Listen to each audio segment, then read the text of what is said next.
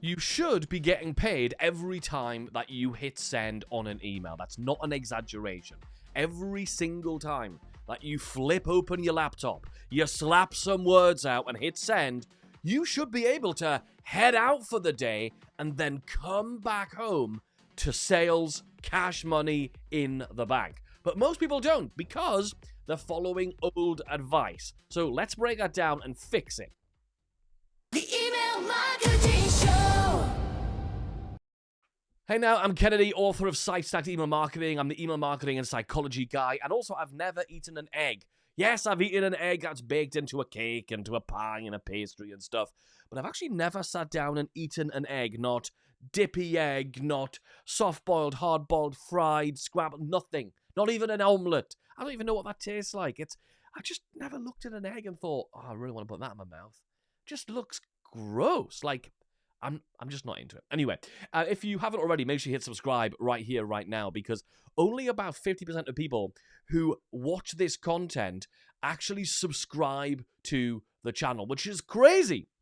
Because the other 50% are going, oh, I really like that. They're watching a whole bunch of it, and then I never show up with more cool advice in their newsfeed, which is a crying shame. So hit subscribe right now. That means that you will actually see more of this content appearing in your newsfeed to help you to make more sales from your email marketing. Also, by subscribing, it lets me know that you're enjoying and getting value from all of this content, and I'll keep making more of it. If you'd like me to show up in your email inbox with daily email tips to help you to write better emails, to help you to make it easier to write better emails that make you more sales of your products and services, then go check out dailyemailtips.com. Sign up and get my free daily email tips right to your email inbox. Just go to dailyemailtips.com and it's completely free. And you'll start getting those emails. And I think you'll really like it. And they'll really help you.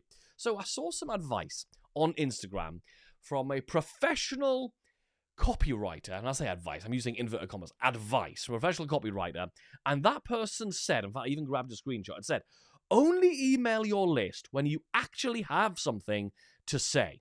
And I thought, right, okay, so I'm sat there on my sofa, I've got Ivy, one of my Bengal cats, sat on my knee, and I'm scrolling through the Instagram feed like most people do, right? And this pops up, and I sit back, and I sort of sigh, because I'm like, the problem with that is most people are going to take this the wrong way. And they're going to think, well, I don't really have anything to say, so I just won't send an email. And that is a really quick way of training your brain to be lazy. Look, I've sent an email every single day for the past decade, just over a decade now, right? And I can tell you there are some days when I've thought, oh, I really don't want to send an email. I haven't got any ideas. I can't be bothered. I've thought all those things over time. Of course I have. Maybe just once a month. Like yesterday, I was like, I don't even know what to send. Like, I didn't know what to send. But you still do it because that is discipline. And I know that when I send an email using the approach I'm about to give you, I send an email, I make sales, right? Yesterday, sent an email, bunch of sales came in. We're not in launch. We're not doing a big razzmatazz anything. Just sent an email. So what we actually need to have, instead of I don't have anything to say, or only sending an email when you've got something to say, is what you actually need is to have a strategy, a technique, some shortcuts, whatever you want to call them, to have something valuable to say every day. So that every single time you do want to send an email, you do have something valuable to say. Not going, have I got something valuable to say? Then that's going to be the decision factor on whether I send an email or not. No, it means you don't have a strategy for figuring out how to have something valuable to say. The other thing you don't want to do, by the way, is you don't want to only email people when you are in sales mode, when you're in hype for sales mode, when you're in pre-launch or launch, because otherwise you turn into that friend who only ever calls when they want something. We've all got that person when their name pops up and they've got a message on your phone and it's a WhatsApp and you go, it's that person. I wonder what they want. We've all got that person, right? So don't be that person. We don't want to be, we all know, we see people in our email inbox ourselves. We're like, oh, guess who must be in launch or in pre-launch right now? Because they only email when they're about to go into pre-launch. It happens with a whole bunch of people. Whereas that's worse than emailing all the time, because only showing up when you want people to buy, that's kind of like a very one-sided relationship. It's not really adding any value. So how do we actually do this? And we're going to use AI in a way that makes something I've been doing for the past maybe 5 or 6 years so much simpler, because it was a manual process. But I'm going to show you how to use some really simple AI. Even if you've never used AI before for anything, this is like the simplest thing ever, right? So the first thing we need to do, and this is not AI before we get the AI bit, is when someone joins your email list for the first time, you need to have a bunch of automated emails that people go through. So when they come in, they get some emails that set the context of what you sell, what you're about, and all that sort of good stuff, so that they don't just join your email list and happen to get whichever email you've sent that day, because it'll be without context. And most likely they will not have a clue what on earth is going on. Like, your email that day might be, hey, bonus 3 is expiring tonight, and that person has just joined your email list, and they're like, I don't know what bonus 1 is. Or I don't even know what the product is. Like, they won't have a clue. They won't be able to buy, and it'll actually deteriorate your relationship because they'll feel like they're outside the loop. So if someone joins your email list, you definitely need to have a bunch of automations so they get that context. But also, like, you want to make sure that when they join your email list, they get your best emails. There are some emails which every time you send them, they work. There's something magical about what you said, the way you said it, those things that just work. It's a bit like some musicians that we just love their songs. Like Emma and I went to see Imagine Dragons in London at the Tottenham Stadium just last year. And we sat there in our seats. We had great seats. We're looking right at the stage. And when they came out, there's like, I don't know, thousands of us, absolutely thousands of people. And Imagine Dragons came out and they sang the best songs, the songs we all came there to hear them sing. They sang Radioactive and they sang all of these great songs. That's what all bands do. You go and see a band and they come out and they play not all originals. They don't write new songs for every performance. They come out and play the songs that work. And so that's what we're going to do with our emails. We have it so that when someone joins your email list, they go through a bunch of emails that work. Your hit. You play the hits in front of these people because you know every time you send them, they work. They help people to sign your offer and they help them to buy the offer. So make sure we're doing that like a band playing the hits. The second part of that is once they, what I call, graduate that automated sequence, I call it the email engine. Once they graduate and they come out of that email engine, you now need to have a content strategy. You need to have a strategy and shortcuts and ways around it to come up with valuable ideas that you can share as often as you want to, rather than waiting for inspiration to strike and thinking, oh, I should send an email about that. That's not how this works with anything. Like if you want to do YouTube, like I am, right? You can't just say, oh, I'm going to make a video every single time I come up with an idea. No, I have a schedule that I know that on Mondays, Tuesdays, and Wednesdays, I have a 90-minute block on each day where I am working on writing, creating, and filming my YouTube videos. Otherwise, I just wouldn't put out many ideas. That forced creativity of like, hey, you've got to write at this point. Like I remember, I'm sure it was Malcolm Gladwell or somebody, or it might have been Neil Strauss, somebody like that who used to write for one of the big New York kind of newspapers, was asked about, what about writer's block, when you have to show up every single day or every single week and write X number of thousand words, and the person said, there's no such thing as writer's block. If you've got an editor breathing down your neck saying, hey, I need 5,000 words by 3 p.m., there is no writer's block. Like, you create. And that's what's amazing about the creative process. It's not passive. It's not a passive thing. So you need to have something in place. And here is one of the strategies that I use. What you're going to do is we're going to separate ourselves from all of the AI generic, bland, beige slop that people are talking about. And the way we're going to do that, and the way all of us do that, is through your personal experiences and stories. So when we have a lot of people just sort of making generic claims, the way that you and I stand out right now, because of the experiences you've got, both in what you teach and in your life, that you can bring into your business to say, hey, this is not information you can get from AI. This is not information you can get by asking ChatGPT for the 5 steps to do XYZ thing. This is my personal lived experience through developing it that you can't get from there. So how do we do that?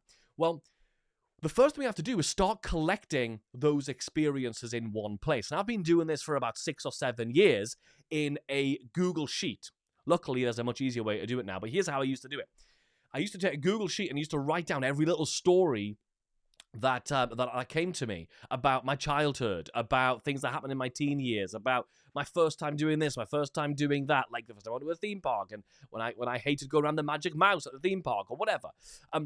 I wrote them all down into a Google sheet, and then into a second column, I would write down all the themes and ideas that I could extrapolate from those stories. So if I had a X story, I would then say, oh, that could be used to that could be used in a time when I want to inspire people to take action even when they're afraid. Or it could also be used to tell a story and make the point of X point, Y point, etc. So what are the points I could make from that story?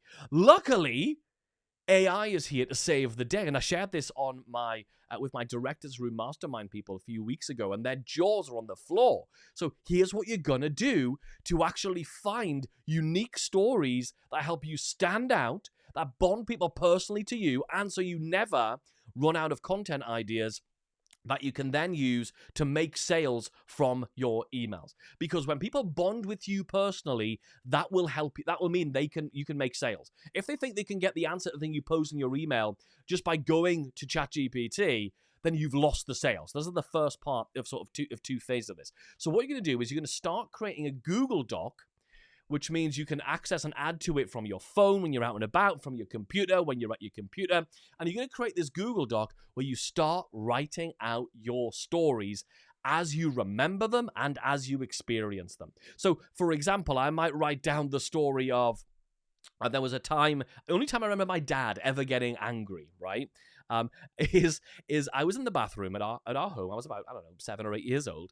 I'm in the bathroom, and the bathroom door was opposite my bedroom door as a kid, right? And I remember my dad was chatting to me. I was like brushing my teeth. It was first thing in the morning, whatever. And my dad was chatting to me, and then he turned around and walked away. So he had his back to me. And I, for whatever reason, decided that I should take my slippers off my feet and put them in my bedroom. But I was a lazy kid, so I thought I'll just throw my slippers into my bedroom. But I hadn't considered that, one, you can't throw slippers through your dad, and two, I hadn't really calculated the fact that I'm a very shit shot when it comes to throwing things. So I think what I was trying to do, from what I can remember, was I was trying to chuck the slippers over my dad's shoulder or over his head.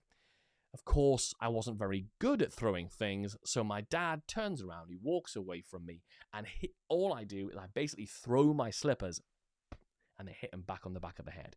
He turned around so furious, I think mostly from shock, and went ballistic. And it's the only time I remember my dad ever getting angry. I think it's probably because of the shock, right? But that's an interesting story of something that happened to me as a kid. I would write that kind of story out into this doc, and then write the next one.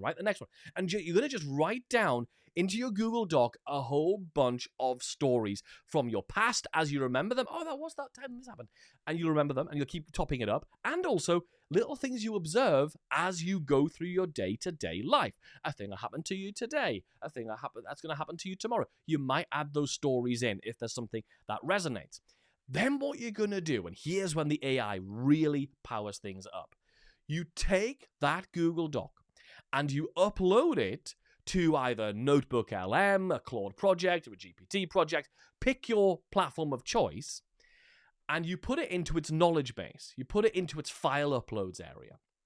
And that means anytime you are going to write an email or even give a presentation, like I often do on stages around the world, or if you're going to be on a podcast or if wherever, but if specifically here we're talking about is when you're going to write an email, if you are looking for a story that is personal to you, which cannot be considered just more AI slop, which is not generic, you want something that's personally from your life to connect you with your audience, to help you with the sale, and to make people connect with you so they'll buy from you in the future, you go to your AI and you say, hey, I really want a story about a time when, let's say, a time when I was really worried about taking a risk because I really couldn't afford it. I was really down on my luck, but I'm pleased I did because there's a great outcome happened. I need a story to illustrate that.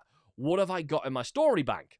And now, rather than you having to traipse through a long Google sheet like I used to have to, the AI goes into your personal story vault and finds ways of connecting what you want to the stories that you've got. So now you have a great resource that you can tap into from your personal experiences, right?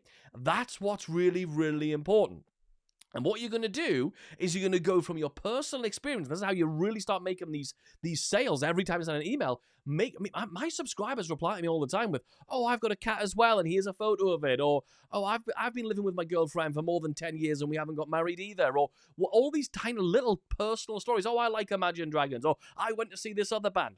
People reply to me all the time with those things, and that shows me the depth of the depth of the, that's how we say it around here, the depth of the connection that we have with our audience. So when you go from that personal experience or that story, you're then going to make sure that you always, always, always give a call to action. I'm amazed at how many times I see people have sent an email out. They're telling me they're not really making sales from their emails. I have a look at their emails and you're not telling them what to do. You're not saying to people, "Hey, you can go book in a call, or you can go apply to work with me, or you can go buy the program, enroll in the thing," whatever. Tell them what to do. Tell them where to go. And here's how you do it. There are 3 and only 3 reasons people will upgrade from reading your free email on their phone or wherever and upgrade from that to your paid offer. Okay? And it's all based on the premise that they're going to be accessing and paying for your personal experience and because of the connection we've built through these personalized stories. The reason you're going to give them is one of 3 different things. You're going to say, "Hey, if you liked what I've talked about here, go take this next action." And if you want to do it in a particular way, they are going to do what you talked about to make it faster to get results. So rather than them wasting weeks, months, or years trying to figure it out on their own. So, for example, people come to me for their email marketing because they know that for more than a decade, I've seen all kinds of offers. And I'm going to really be able to speed it up, you getting better results from your emails than if you try and figure this out on your own. Because I've spent 10 years figuring out my systems. So speed, right? Faster. The second reason is less effort, to make it easier. So, hey, rather than you have to split test all the landing pages, or rather than you have to try lots of different cardio exercises, I'm going to save you all that effort, and it's going to take way less time as well. So usually you can have faster as well in that one. But it's way easier if you just do this. Okay, less effort. That's the second one. So we've got faster and we've got easier. And the final one, the reason people will buy from you, now they've connected with you from their personal stories, is because they're more likely to be successful. They're buying certainty. Hey, I've walked the path, or I've helped a lot of other people walk the path. There are lots of ditches you could fall off into. Here's the path. It always works. It works 99% of the time, and even when it doesn't, I'm there to guide you through it. And just tell them which one of those things your offer will help them with. And then link to your offer. And when you do this, and you show up regularly, you don't always need to be using urgency to make sales. What we're actually doing here is a totally different approach to marketing, which is we are creating a moment of realization. We're creating connection. We're creating then connection between us and them, and also between their existing beliefs and what we want them to believe and the action they want to take, therefore, their reason to actually buy. The reason people haven't bought from you yet is because they haven't connected the dots on how their pain can be solved by your solution. Our job in showing up with these emails, with these stories, with the lived experience and giving a call to action is to give them that connection, to connect those dots, right? And that is the idea. So to remember, to make sales when you email, the most important thing that we have to do is create that connection, and then, importantly, don't do this mistake, by the way, which is don't try and actually make the sale in your email. What? The job of the email is to get people from your emails to the landing page, because they can't actually click a button and buy in the email. There's no way to put their credit card information, their payment information in the email. But on the landing page, if they click the link to go and check out the lovely photos of the stuff that you do, maybe the artwork or the jewelry or whatever you make, or if they're going to check out more details or the date or the time, or to go and apply for a call, or to go check out the bullet points, the features and the benefits, whatever, they're going to the landing page to check out more details about how you can make things faster or easier or more certain, then the good news is they're on the right same page as where the big give me money button is, the payment button is, right? So we've got to get them to that page at all cost. So you've got to have a call to action. It's amazing how people don't. In fact, here are 5 different call to actions that will 10x the clicks to your landing pages and your sales pages from your emails. Definitely go and check it out now.